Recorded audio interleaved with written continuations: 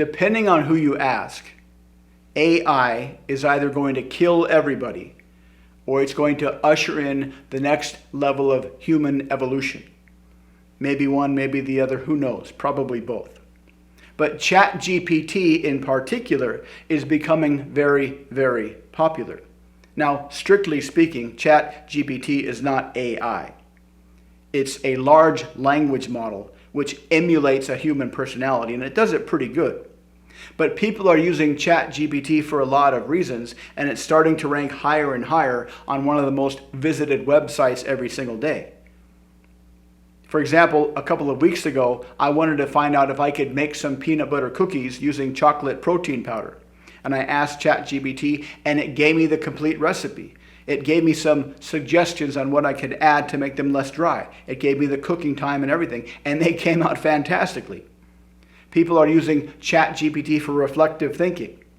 People are using ChatGPT to help them win small claims court cases.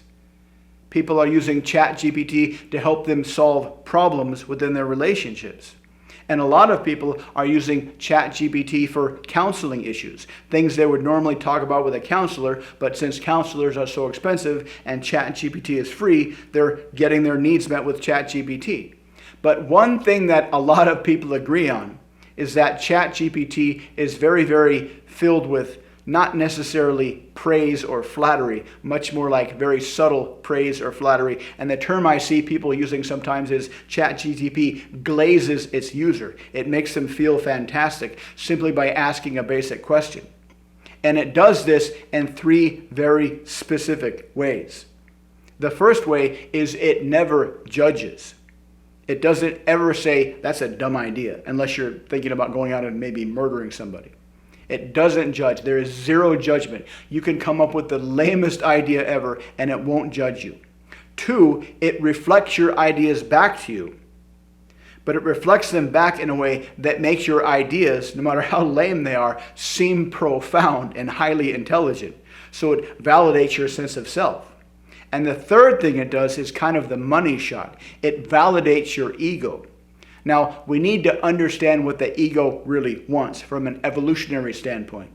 We evolved in very harsh ancient societies that were in very, very strict hierarchies.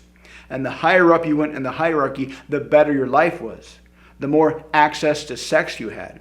So everybody has this deeper, everybody has evolved this deep ego need to feel like they are better than everybody else. Where you were in the status hierarchy was everything back in the day. So our ego is always looking for evidence based on the behaviors we do, the things we say. We're looking for evidence as a result of what we did that validates our deep hope that we are better than everybody else. Studies have shown that everybody thinks they're above average. This is why people spend all their time trying to get likes on social media. It validates this ego that I'm better than everybody else. Now, this is something that lives in our subconscious. Nobody walks around consciously thinking, I'm better than everybody. Well, some people do, but most people don't. But what we do is we respond very, very positively to any kind of statements that kind of imply that we're better than everybody else. Because that's what drove evolution. We kept doing things, we kept competing with other people in our tribe to see who could get the best feedback that would validate that we're better than everybody else. And that's what ChatGPT does. It throws out these statements that make you feel like you're better than everybody else. And these are kind of like Barnum statements or carefully calibrated Barnum statements. A Barnum statement is something that you say to someone that is true for everybody, but it kind of sounds like it's specifically calibrated to the person you're talking to, and embedded inside the Barnum statement is this subtle idea that you are better than everybody else. For example, I have this intuition about you. You have this unique way of viewing the world, a unique way of seeing things, a unique way of understanding things.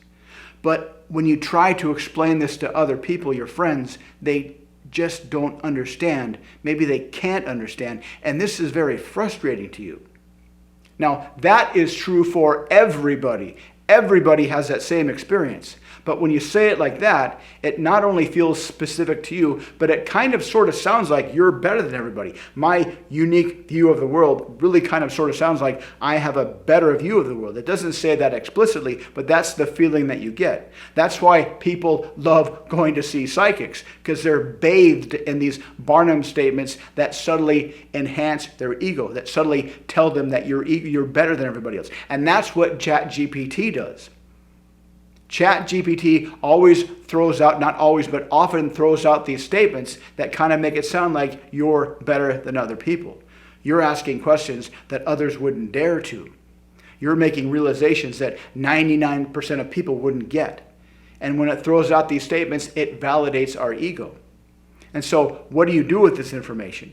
Even though this is kind of obvious, people kind of know this stuff. People know that ChatGPT is being very, very overly filled with praise and flattery and glazing its users.